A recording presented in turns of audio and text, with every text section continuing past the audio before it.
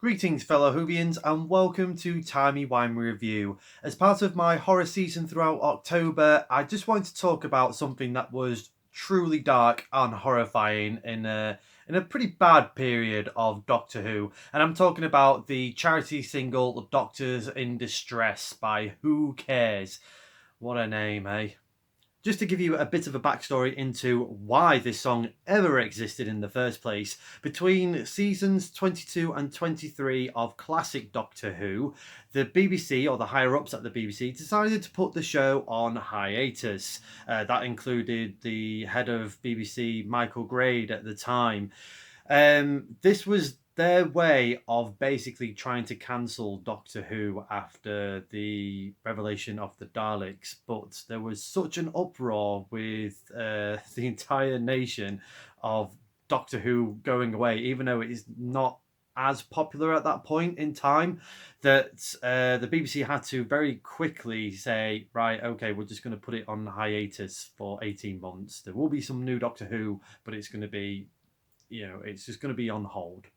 In amongst all this uproar for Doctor Who being cancelled was this idea of a charity single slash protest, a little bit similar to Band Aid's Do They Know It's Christmas. This was according to Ian Levine on one of the Doctor Who DVD documentaries, and John Nathan Turner, the producer at the time for Doctor Who, and Gary Downey thought this was a brilliant idea, so they got to work making this song. And horror is not really the word I need here.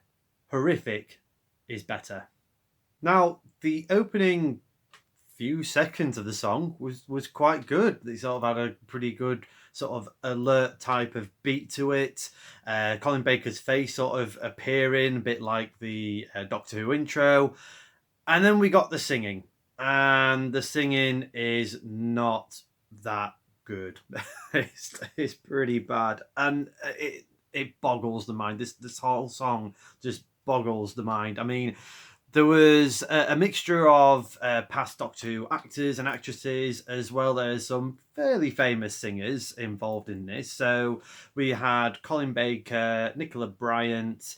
We also had Anthony Ainley, the Master, Nicholas Courtney, of course, Brigadier Lethbridge Stewart, and also Lalla Ward was here. She decided to turn up, Romana Mark II, to give her support. And also, like I said, some famous singers.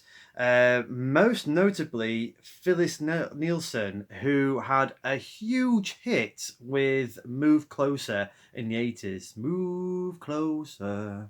And of course, we've had like the likes of Bobby G from Bucks Fizz and David Van Day from Dollar.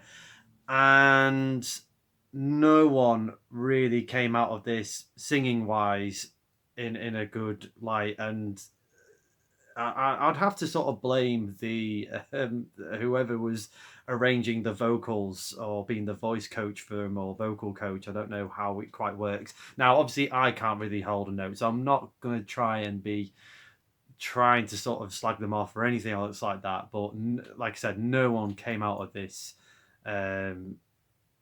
unscathed. That's the best way of saying it.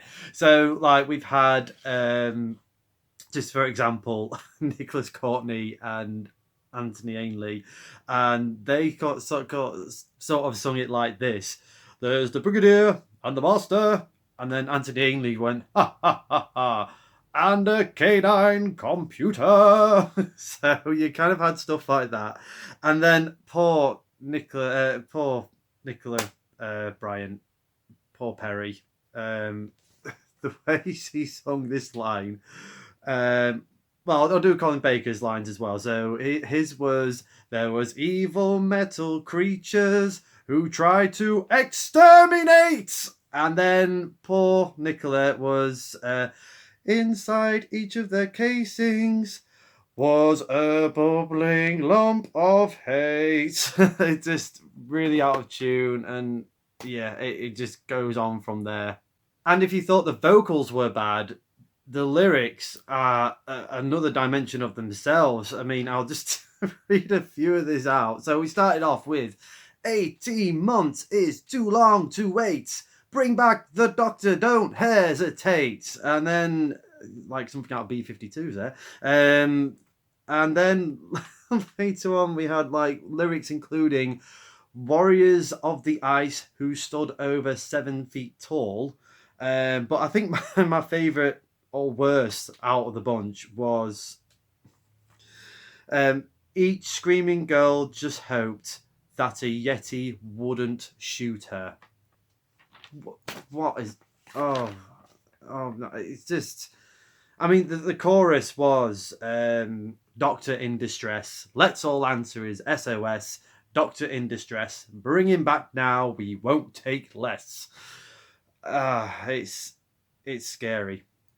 I think I'm right in saying that continuity advisor Ian Levine wrote the lyrics for this, and he was trying to go for like the history of Doctor Who and obviously the message of bring it back, you know, because it is a national treasure. So I can't really blame him for that, but everything was just such a mess with the lyrics, the singing, and even more shocking is music by none other than Hans Zimmer. Oscar-winning music composer Hans Zimmer was also involved in this tragic mess of a song. Just got panned absolutely nationwide.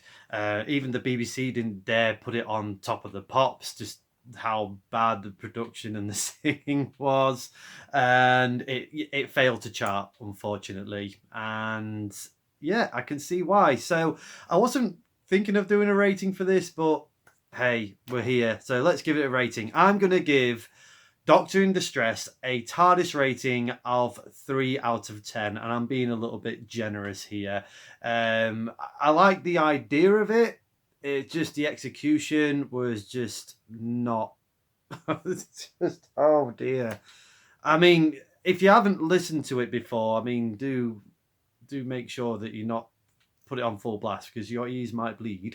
But it is on YouTube out there. It's very easy to find on YouTube. I do recommend that you check it out. I mean, yeah, it's a very dark period of Doctor Who, really. Everyone sort of moans about season 24 of classic Doctor Who being bad, but I think this is a whole new level of bad.